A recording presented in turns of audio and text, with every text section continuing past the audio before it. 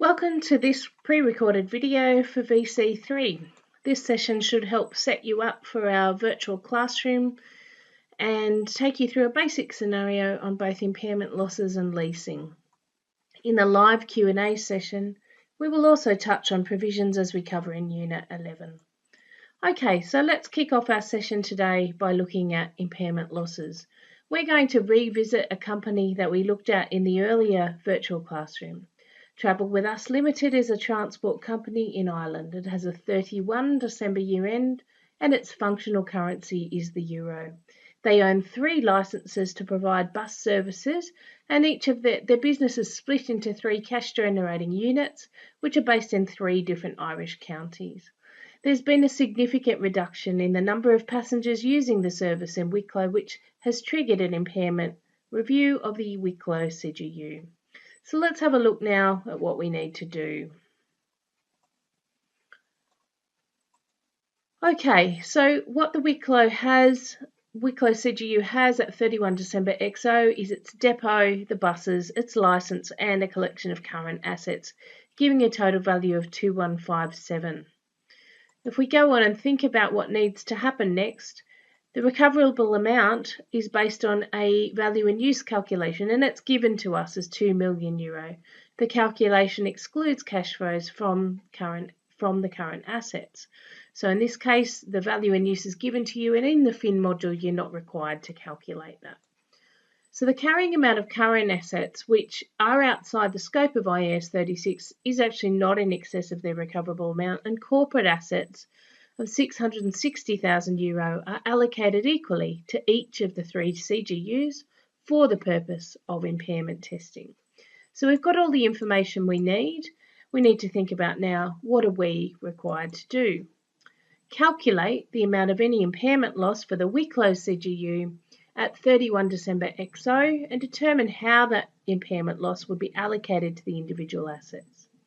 So let's have a look first of all at the value of our individual assets and then establish the impairment and then allocate it out if you can. So what I'd like you to do now is pause and attempt these questions.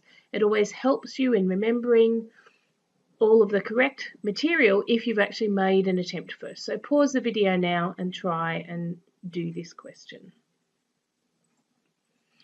Okay, so taking you further in this, and hopefully you have had an attempt at this, remember that an impairment loss arises when the carrying amount exceeds the recoverable amount, and also remember that our recoverable amount is the higher of the fair value less costs of disposal and also the value in use.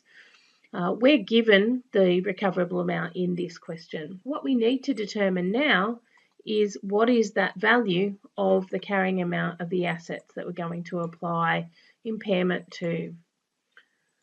So if we have a look at our calculation, first of all we take out the current assets because they haven't been reflected in the value in use allocation, and then we add on a share of those €660,000 of corporate assets.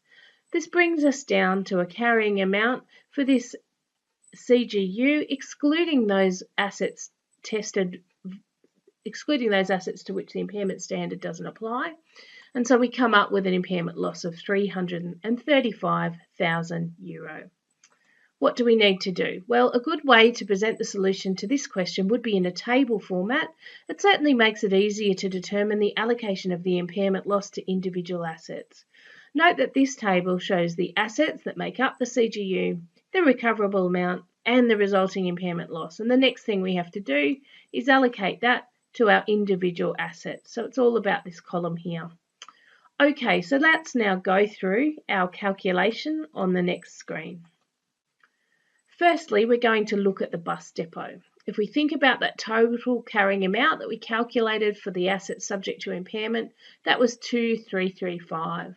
Now the bus depot had a carrying amount of €1.4 million, and so we find that proportion and then multiply it by the impairment loss to come up with the amount of impairment allocated to the bus depot. There's some possible complications to this, but we're going to consider those in the question and answer session, and you might have already encountered them when you attempted the activities or worked examples in Unit 10. Then we do our buses. So our buses had a carrying amount of 470,000 out of the total value of the asset subject to impairment of 2,335 multiplied by that impairment loss of 335, giving us 67,430 allocated to the buses. We do the same thing for the license, and we do the same thing for the corporate assets. So now what we've done is allocate out that impairment loss to each of those assets making up the CGU. Let's have a look at what that looks like in our solution. So to summarise, these amounts can now be input into the tables to show the allocation of the 335,000 CGU impairment loss. The revised carrying amount of the assets can be calculated as we've shown here in the final column, but the task actually didn't ask for this to be determined. We've just shown it here for completeness. Remember, there's no impairment loss allocated to the current assets because they're out of the scope of IAS 36, and the scope paragraph of these standards is incredibly important. The facts also stated that the carrying amount is not in excess of the recoverable amount. A good self-check here is to add up that allocation and make sure you get to the total impairment loss before you move on. Alright, so that's the end of a first and pretty simple part of impairment of a CGU. We will do more of this in the live session. I'll now hand you over to Robin to talk you through some of the material around leases.